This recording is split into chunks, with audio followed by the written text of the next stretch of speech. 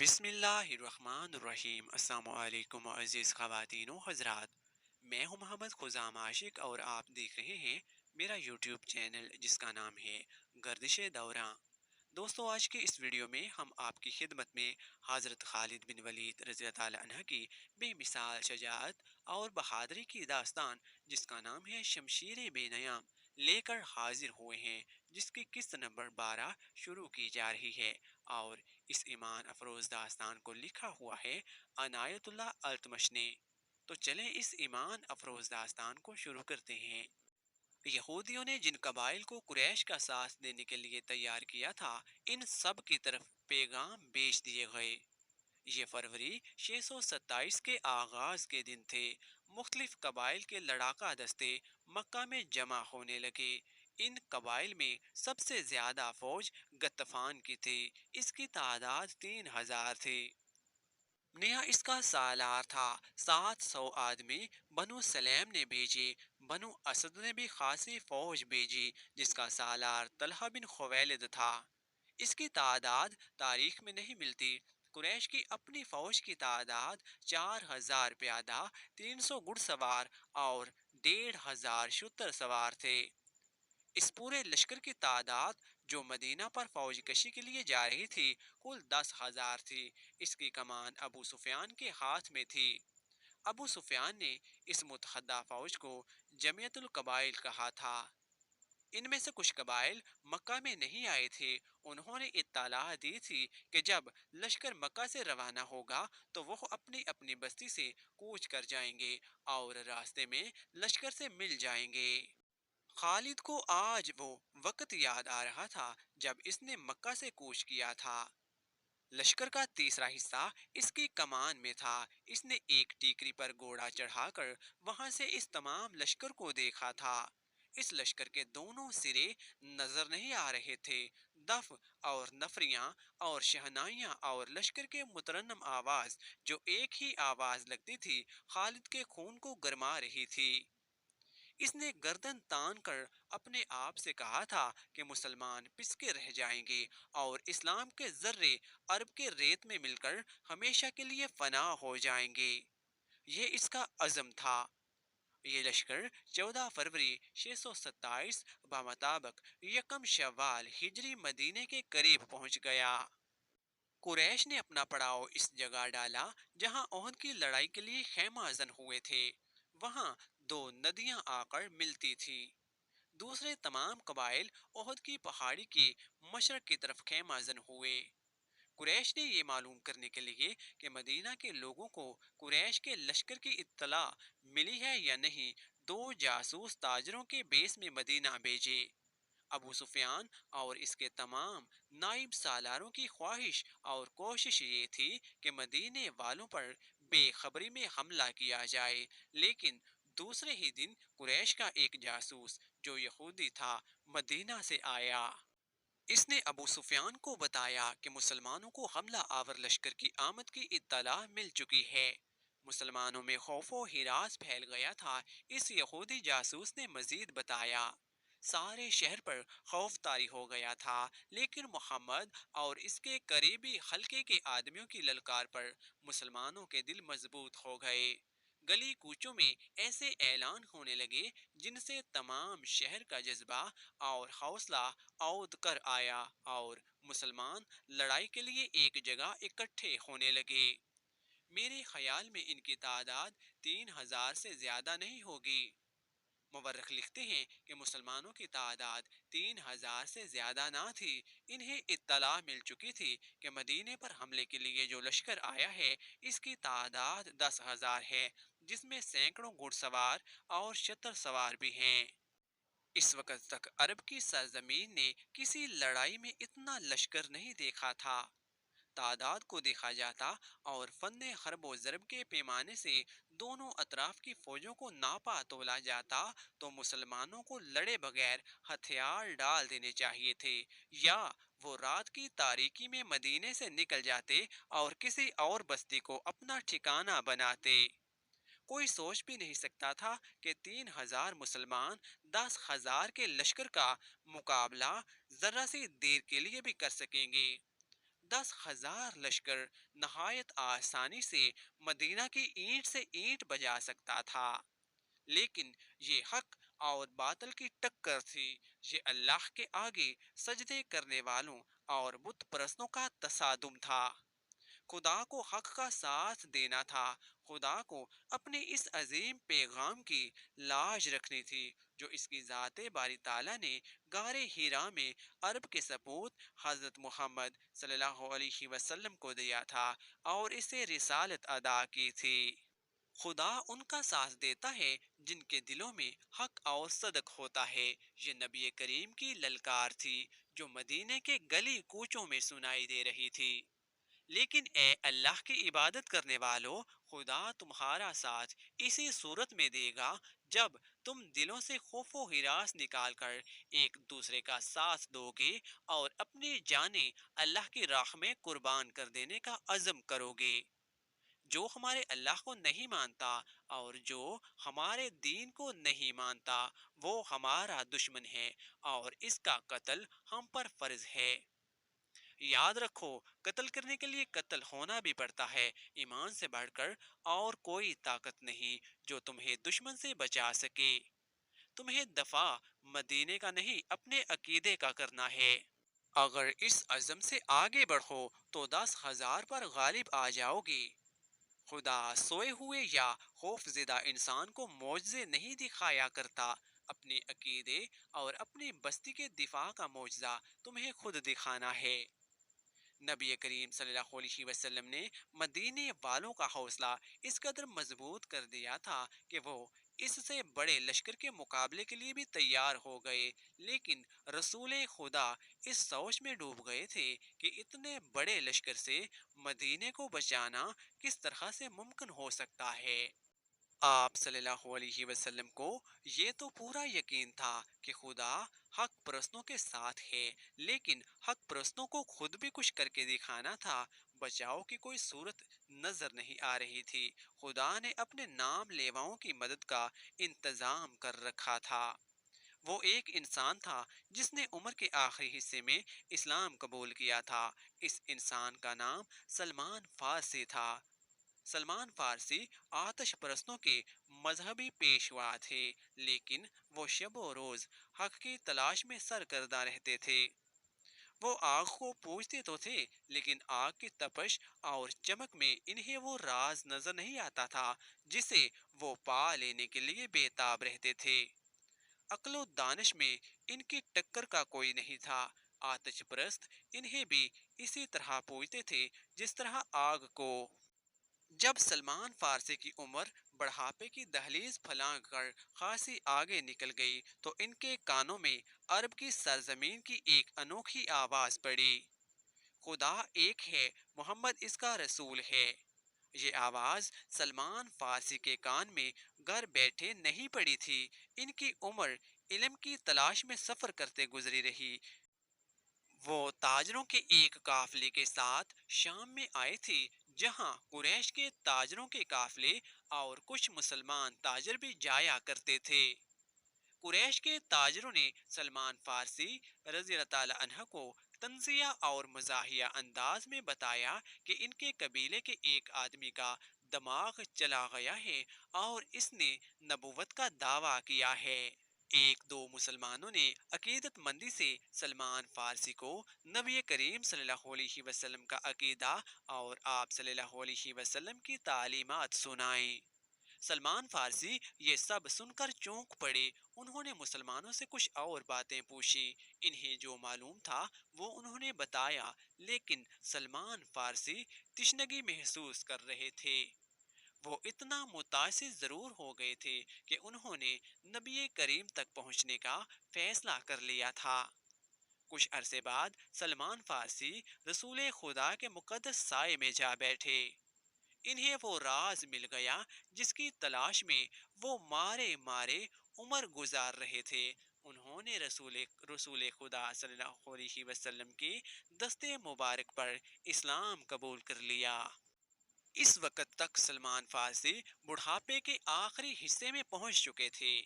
اپنے ملک میں سلمان فارسی صرف مذہبی پیشوا ہی نہ تھے، وہ جنگی علوم کے ماہر تسلیم کیے جاتے تھے۔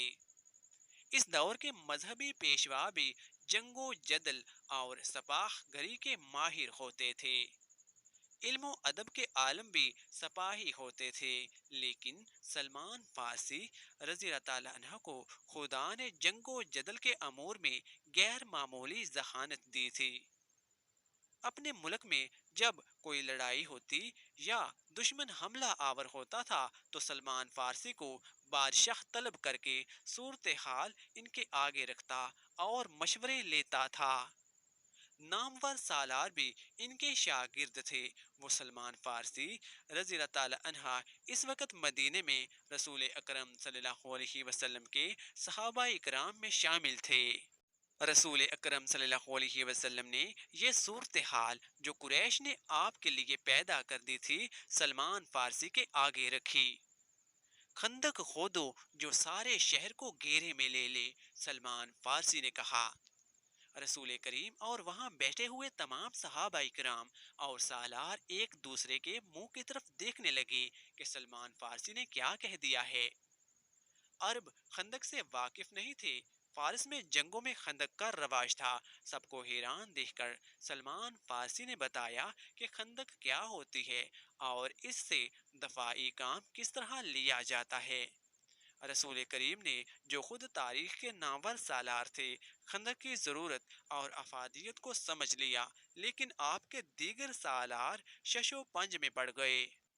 ان کے لیے اتنے بڑے شہر کے ارد گرد اتنی چوڑی اور اتنی بڑی خندق کھودنا قابل فہم نہیں تھا، لیکن انہیں رسول خدا صلی اللہ علیہ وسلم کا حکم ماننا تھا۔ خندق کی لمبائی چوڑائی اور گہرائی کا حساب کر لیا گیا۔ رسول خدا نے خندق کھودنے والوں کی تعداد کا حساب کیا۔ آپ نے خدائی کا کام اس تعداد پر تقسیم کیا تو 110 آدمیوں کے حصے میں 40 ہاتھ خدائی آئی۔ رسول خدا نے دیکھا کہ لوگ خندق کو ابھی تک نہیں سمجھے اور وہ خدائی سے ہچکچا رہے ہیں، تو آپ صلی اللہ علیہ وسلم نے کدال اٹھائی اور خدائی شروع کر دی۔ یہ دیکھتے ہی مسلمان کدالیں اور بیلچے لے کر نعرے لگاتے ہوئے زمین کا سینہ چیرنے لگے۔ ادھر سے اس وقت کے ایک شاعر حسان بن ثابت رضی اللہ تعالی عنہ آ گئے۔ حسان رضی اللہ تعالی عنہ مشہور نعت گو تھے، جنہیں رسول اکرم صلی اللہ علیہ وسلم اکثر اپنے ساتھ رکھا کرتے تھے۔ اس موقع پر جب مسلمان خندق کھود رہے تھے، حسان نے ایسے اشعار ترنم سے سنانے شروع کر دیے کہ خندق کھودنے والوں پر وجد اور جنون کی کیفیت طاری ہو گئی۔ خندق کی لمبائی چند گز نہیں تھی، اسے میلوں دور تک جانا تھا۔ شیخین کی پہاڑی سے لے کر جبل بنی عبید تک یہ خندق کھودنی تھی۔ زمین نرم بھی تھی اور سنگلاخ بھی تھی، اور یہ نہایت تیزی سے مکمل کرنی تھی کیونکہ دشمن سر پر آن بیٹھا تھا۔ قریش کا لشکر اس عجیب و غریب طریقہ دفاع سے بے خبر احد کی پہاڑی کے دوسری طرف خیمہ زن تھا، اس کے پیچھے یہودیوں کا ہاتھ تھا۔ چلتے چلتے خالد کو اپنی آواز سنائی دینے لگی۔ اہل قریش تو ٹھنڈے پڑ گئے تھے، ان پر مسلمانوں کی دھاک بیٹھ گئی تھی۔ گھوڑا اپنی مرضی کی چال چلا جا رہا تھا، مدینہ ابھی دور تھا۔ خالد کو جیم سی محسوس ہوئی، اس کے قبیلہ قریش نے اسے شرمسار کر دیا تھا۔ اسے یہ بات اچھی نہیں لگی تھی کہ یہودیوں کے اکسانے پر اس کے قبیلے کے سردار اور سالار ابو سفیان نے مدینے پر حملے کا فیصلہ کیا تھا، لیکن وہ خوش تھا کہ حملے کا فیصلہ تو ہوا۔ اتنا بڑا لشکر جو سرزمین عرب پر پہلی بار کسی جنگ میں دیکھا گیا تھا یہودیوں نے ہی جمع کیا تھا، لیکن خالد اس پر بھی مطمئن تھا کہ کسی نے ہی یہ کام کیا ہو۔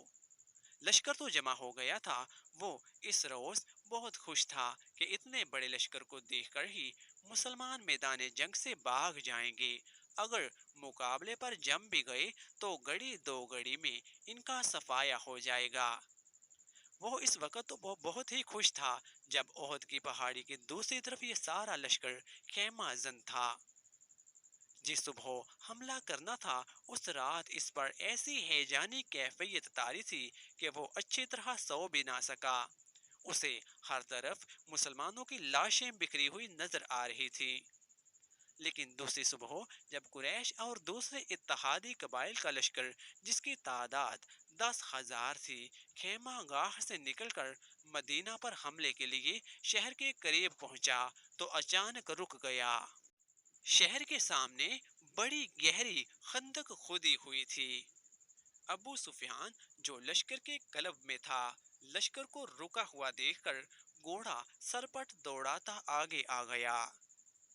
قریش کے جنگجو کیوں رک گئے ہیں؟ ابو سفیان چلاتا ہوا آگے آیا۔ طوفان کی طرح بڑھو اور محمد کے مسلمانوں کو کچل ڈالو، شہر کی اینٹ سے اینٹ بچا دو۔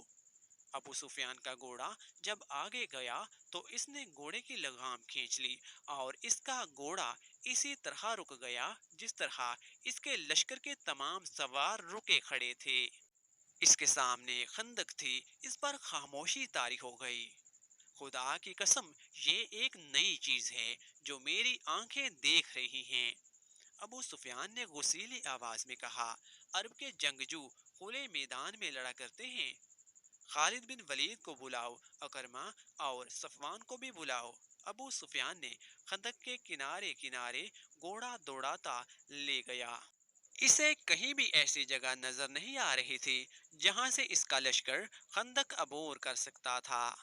یہ خندق شیخین کی پہاڑی سے لے کر جبل بنی عبید کے اوپر سے پیچھے تک چلی گئی تھی۔ مدینہ کے مشرق میں شیخین اور لاوا کی پہاڑیاں تھیں، یہ مدینے کا قدرتی دفاع تھا۔ ابو سفیان دور تک چلا گیا، اس نے دیکھا کہ خندق کے پاس مسلمان اس انداز سے گھوم پھر رہے ہیں جیسے وہ پہرا دے رہے ہوں۔ اس نے گھوڑا پیچھے موڑا اور اپنے لشکر کی طرف چل پڑا۔ 3 گھوڑے اس کی طرف سر پر دوڑے ہوئے آئے جو اس کے قریب آ کر رک گئے۔ وہ خالد، اکرمہ اور صفوان کے گھوڑے تھے۔ کیا تم دیکھ نہیں رہے کہ مسلمان کتنے بزدل ہیں؟ ابو سفیان نے ان تینوں سے کہا۔ کیا تم کبھی اپنے راستے میں رکاوٹ کھڑی کر کے یا رکاوٹ کھود کر اپنے دشمن سے لڑے ہو؟ خالد پر خاموشی طاری ہو گئی تھی۔ آج مدینہ کی طرف جاتے ہوئے اسے یاد آ رہا تھا کہ وہ اس خیال سے چپ ہو گیا تھا کہ ابو سفیان نے مسلمانوں کو جو بزدل کہا تھا وہ ٹھیک نہیں کہا تھا، بلکہ خاموش رہ کر وہ اس سوچ میں کھو گیا تھا کہ یہ خندق بزدلی کی نہیں دانش مندی کی علامت تھی۔ جس کسی نے شہر کے دفاع کے لیے یہ طریقہ سوچا تھا وہ کوئی معمولی عقل والا انسان نہیں تھا۔ اس سے پہلے بھی اس نے محسوس کیا تھا کہ مسلمان لڑنے میں اپنے جسم کی طاقت پر ہی بھروسہ نہیں کرتے، وہ عقل سے بھی کام لیتے ہیں۔ خالد کا دماغ ایسی ہی جنگی چالیں سوچتا رہتا تھا۔ مسلمانوں نے بدر کے میدان میں نہایت تھوڑی تعداد میں ہوتے ہوئے قریش کو بہت بری شکست دی تھی۔ خالد نے اکیلے بیٹھ کر اس لڑائی کا جائزہ لیا تھا۔ مسلمانوں کی اس فتح میں اسے مسلمانوں کی عسکری دانش مندی نظر آئی تھی۔ احد کی جنگ میں مسلمانوں کی شکست یقینی تھی، لیکن وہ جنگ فتح اور شکست کے فیصلے کے بغیر ختم ہو گئی تھی۔ اس میں بھی مسلمانوں کی عقل نے کام کیا تھا۔ کوئی اور بات بھی تھی خالد، اسے خیال آیا، کوئی اور بات بھی تھی، کچھ بھی تھا۔ خالد نے اپنے آپ کو جواب دیا، جو کچھ بھی تھا، میں یہ نہیں مانوں گا کہ یہ محمد کے جادو کا اثر تھا یا اس کے ہاتھ میں کوئی جادو ہے۔ ہماری عقل جس عمل اور جس مظاہرے کو سمجھ نہیں سکتی اسے ہم جادو کہہ دیتے ہیں۔ اہل قریش میں ایسا کوئی دانش مند نہیں جو مسلمانوں جیسے جذبے سے اہل قریش کو سرشار کر دے اور ایسی جنگی چالیں سوچے جو مسلمانوں کو ایک ہی بار کچل ڈالیں۔ خدا کی قسم ہم اس لیے واپس نہیں چلے جائیں گے کہ مسلمانوں نے ہمارے راستے میں خندق کھود رکھی ہے۔ ابو سفیان خالد، اکرمہ اور صفیان سے کہہ رہا تھا۔ پھر اس نے ان سے پوچھا، کیا خندق عبور کرنے کا کوئی طریقہ تم سوچ سکتے ہو؟ خالد کوئی طریقہ سوچنے لگا، لیکن اسے خیال آیا کہ اگر ان کے لشکر نے خندق عبور کر بھی لی تو مسلمانوں کو شکست دینا آسان نہ ہوگا، خواہ وہ کتنی ہی تھوڑی تعداد میں کیوں نہ ہو۔ جن انسانوں نے تھوڑے سے وقت میں زمین اور چٹانوں کا سینہ چیر ڈالا ہے، ان انسانوں کو بڑے سے بڑا لشکر بھی ذرہ مشکل سے ہی شکست دے سکے گا۔ کیا سوچ رہے ہو ولید کے بیٹے؟ ابو سفیان نے خالد کو گہری سوچ میں کھوئے ہوئے دیکھ کر کہا۔ ہمارے پاس سوچنے کا وقت نہیں، مسلمان یہ نہ سمجھے کہ ہم بوکھلا گئے ہیں، ہمیں تمام تر خندق دیکھ لینا چاہیے، اکرما نے کہا۔ کہیں نہ کہیں کوئی ایسی جگہ ہوگی جہاں سے ہم خندق عبور کر سکیں گے، صفوان نے کہا۔ محاصرہ، خالد نے خود اعتمادی سے کہا۔ مسلمان خندق کھود کر اندر بیٹھ گئے ہیں، ہم محاصرہ کر کے باہر بیٹھے رہیں گے۔ وہ بھوک سے تنگ آ کر ایک نہ ایک دن خود ہی خندق کے اس طرف آئیں گے جدھر ہم ہیں۔ ہاں، ابو سفیان نے کہا، مجھے یہی ایک طریقہ نظر آتا ہے جو مسلمانوں کو باہر آ کر لڑنے پر مجبور کر دے گا۔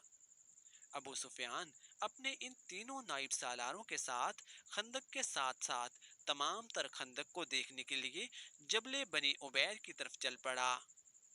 صلاح کی پہاڑی مدینہ اور جبل بنی عبید کی درمیان تھی۔ مسلمان اس کے سامنے مورچہ بند تھے۔ ابو سفیان نے مسلمانوں کی تعداد دیکھی تو اس کے ہونٹوں پر طنزیہ مسکراہٹ آ گئی۔ وہ ذرا آگے بڑھا تو ایک گھوڑا جو بڑا تیز دوڑا آ رہا تھا اس کے پہلو میں آن رکا۔ سوار کو ابو سفیان بڑی اچھی طرح پہچانتا تھا۔ وہ ایک یہودی تھا جو تاجروں کے بہروپ میں مدینہ کے اندر گیا تھا۔ وہ مدینہ سے شیخین کے سلسلہ کوخ میں سے ہوتا ہوا قریش کے لشکر میں پہنچا تھا۔ اندر سے کوئی ایسی خبر لائے ہو جو ہمارے کام آ سکے؟ ابو سفیان نے پوچھا اور کہا، ہمارے ساتھ ساتھ چلو اور اتنا اونچا بولتے چلو کہ میرے یہ تینوں نائب بھی سن سکیں۔ مسلمانوں نے شہر کے دفاع اور آبادی کے تحفظ کے جو انتظامات کر رکھے ہیں وہ اس طرح ہیں۔ یہودی نے کہا، یہ تو تم کو معلوم ہے کہ مدینہ چھوٹے چھوٹے قلعوں اور ایک دوسری کے ساتھ ملی ہوئی بستیوں کا شہر ہے۔ مسلمانوں نے شہر کی عورتوں، بچوں اور ضعیفوں کو پیچھے کی طرف والے قلعوں میں بیچ دیا ہے۔ خندق پر نظر رکھنے کے لیے مسلمانوں نے گشتی پہرے کا جو انتظام کیا ہے اس میں دو 250 افراد شامل ہیں۔ یہ افراد تلواروں کے علاوہ پھینکنے والی برشیوں اور تیر کمانوں سے مسلح ہیں۔ انہوں نے علاقے تقسیم کر رکھے ہیں جن میں وہ سارا دن اور پوری رات گشت کرتے ہیں۔ جہاں کہیں سے بھی تم خندق عبور کرنے کی کوشش کرو گے وہاں مسلمانوں کی خاصی تعداد پہنچ جائے گی اور اس قدر زیادہ تیر اور برشیاں برسائے گی کہ تم لوگ پیچھے کو باغ آنے کی سوا کچھ نہیں کر سکو گے۔ اور ہاں، یہ بھی ہو سکتا ہے کہ راتوں کو مسلمانوں کے حبیش خندق سے باہر آ کر تم پر شب خون مار کر واپس چلے جائیں۔ عبداللہ بن ابی کیا کر رہا ہے؟ ابو سفیان نے پوچھا۔ اے قریش کے سردار، یہودی جاسوس نے کہا، اتنی عمر گزار کر بھی تم انسانوں کو سمجھنے کے قابل نہیں ہو سکے۔ عبداللہ بن ابی منافق ہے، مسلمان اسے جماعت منافقین کا سردار کہتے ہیں اور ہم اسے یہودیت کا غدار سمجھتے ہیں۔ اس نے مسلمان ہو کر ہم سے غداری کی تھی، مسلمانوں میں جا کر اس نے تمہارے حق میں انہیں دھوکے دیے۔ اگر احد کی جنگ میں تم جیت جاتے تو وہ تمہارے ساتھ ہوتا، مگر مسلمانوں کا پلہ بھاری دیکھ کر اس نے تم سے بھی اور یہودیوں سے بھی نظریں پھیر لی ہیں۔ تمہیں ایسے آدمی پر بھروسہ نہیں کرنا چاہیے جو کسی مذہب کا پیروکار اور وفادار نہ ہو۔ اور حبیب بن اخطب کہاں ہے؟ ابو سفیان نے پوچھا۔ وہ کچھ نہ کچھ کر رہا ہوگا، یہودی جاسوس نے جواب دیا۔ مدینہ میں ابھی میرے ساتھی موجود ہیں، وہ مسلمانوں کو جس قدر نقصان پہنچا سکے پہنچائیں گے۔ خالد کو آج مدینہ کی طرف جاتے ہوئے اس یاد سے خفت سے محسوس ہو رہی تھی کہ مکہ سے مدینہ کو کوچ کے وقت جب اس نے اپنے ساتھ 10,000 کا لشکر دیکھا تھا، کس طرح بے جان نظر آنے لگا تھا۔ اسے محاصرے کا منظر یاد آنے لگا۔ لشکر کا جو حصہ اس کی زیر کمان تھا، اسے اس نے بڑے اچھے طریقے سے محاصرے کی ترتیب میں کر دیا تھا۔ یہ محاصرہ 22 روز تک رہا۔ پہلے 10 دنوں میں ہی شہر کے اندر مسلمان خوراک کی کمی محسوس کرنے لگے، لیکن اس سے قریش کو کوئی فائدہ نہیں پہنچ سکتا تھا، کیونکہ وہ اپنے ساتھ خوراک اور رسد بہت کم لائے تھے۔ ان کے وہم و گمان میں بھی نہیں تھا کہ انہیں مسلمان اپنے محاصرے میں لمبے عرصے کے لیے بٹھائیں گے۔ خوراک کی جتنی کمی شہر والے محسوس کر رہے تھے، اس سے کچھ زیادہ کمی قریش کے لشکر میں اپنا اثر دکھانے لگی تھی۔ سپاہیوں میں نمایاں طور پر بے چینی نظر آنے لگی۔ مورخ ابن حشام نے لکھا ہے کہ اس کیفیت میں کہ شہر میں خوراک کا کوئی ذخیرہ نہ تھا اور لوگوں کو روزانہ نصف خوراک دی جا رہی تھی، منافقین اور یہودی تخریب کار درِ پردہ حرکت میں آ گئے۔ کوئی بھی نہ جان سکا کہ یہ آواز کہاں سے آئی تھی، لیکن یہ آواز سارے شہر میں پھیل گئی۔ محمد صلی اللہ علیہ وآلہ وسلم ہمیں کیسی بری موت مروانے کا بندوبست کر رہا ہے۔ ایک طرف وہ کہتا ہے کہ بہت جلد کیسر و کسرا کے خزانے ہمارے قدموں میں پڑے ہوں گے، اور دوسری طرف ہم نے اس کی نبوت کا یہ اثر بھی نہ دیکھا کہ آسمان سے ہمارے لیے خوراک اترے۔ لوگوں نے اسلام تو قبول کر لیا تھا، لیکن وہ گوشت پوست کے انسان تھے۔ وہ پیٹ کی آوازوں سے متاثر ہونے لگے۔ آخر ایک آواز نے انہیں پیٹ کے بوجھ سے آزادی دلا دی۔ کیا تم خدا سے یہ کہو گے کہ ہم نے اپنے پیٹ کو خدا سے زیادہ مقدس جانا تھا؟ یہ ایک رعد کی کڑکدار آواز تھی جو مدینہ کے گلی کوچوں میں سنائی دینے لگی۔ آج خدا کو وہ لوگ عزیز ہوں گے جو اس کے رسول صلی اللہ علیہ وآلہ وسلم کے ساتھ بھوکے اور پیاسے جانیں دے دیں گے۔ خدا کی قسم، اس سے بڑی بزدلی اور بے غیرتی مدینے والوں کے لیے کیا ہوگی کہ ہم اہل مکہ کے قدموں میں جا گرے اور کہیں کہ ہم تمہارے غلام ہیں، ہمیں کچھ کھانے کو دو۔ رسول اکرم صلی اللہ علیہ وسلم شہر کے دفاع میں اس قدر سرگرم تھے کہ آپ صلی اللہ علیہ وسلم کے لیے دن اور رات ایک ہو گئے تھے۔ آپ صلی اللہ علیہ وسلم اللہ کے محبوب نبی تھے۔ آپ چاہتے تو معجزے بھی رونما ہو سکتے تھے، لیکن آپ صلی اللہ علیہ وسلم کو احساس تھا کہ ہر آدمی پیغمبر اور رسول نہیں ہو سکتا، نہ کوئی انسان آپ کے بعد نبوت اور رسالت کا درجہ حاصل کر سکے گا۔ اس لیے آپ صلی اللہ علیہ وسلم ان انسانوں کے لیے یہ مثال قائم کر رہے تھے کہ انسان اپنی لازوال جسمانی اور نفسیاتی قوتوں کو جو خداوند تعالیٰ نے اسے عطا کی ہیں، استقلال اور ثابت قدمی سے استعمال کرے، معجزہ نما کارنامے انجام دے سکتا ہے۔ محاصرے کے دوران آپ صلی اللہ علیہ وسلم کی سرگرمیاں اور آپ صلی اللہ علیہ وسلم کی حالت ایک سالار کے علاوہ ایک سپاہی کی بھی تھی۔ آپ صلی اللہ علیہ وسلم کو اس کیفیت اور اس سرگرمی میں دیکھ کر مسلمان بھوک اور پیاس بھول گئے، اور ان میں ایسا جوش پیدا ہو گیا کہ ان میں بعض خندق کے اتنے قریب چلے جاتے اور قریش کو بزدلی کے طعنے دیتے۔ معزز خواتین و حضرات، شمشیر بے نیام کی قسط نمبر 12 یہاں پر مکمل ہو گئی ہے۔ اس ایمان افروز داستان کی اگلی ایک ساتھ دیکھنے کے لیے ہمارے چینل گردش دورہ کو سبسکرائب کر لیں۔ تو ملتے ہیں اسی سلسلے کی اگلی ایک ساتھ کے ساتھ۔ تب تک کے لیے مجھے اجازت دیجیے۔ اللہ تعالی ہم سب کا حامی و ناصر، دعاؤں میں یاد رکھیے گا۔ جزاک اللہ۔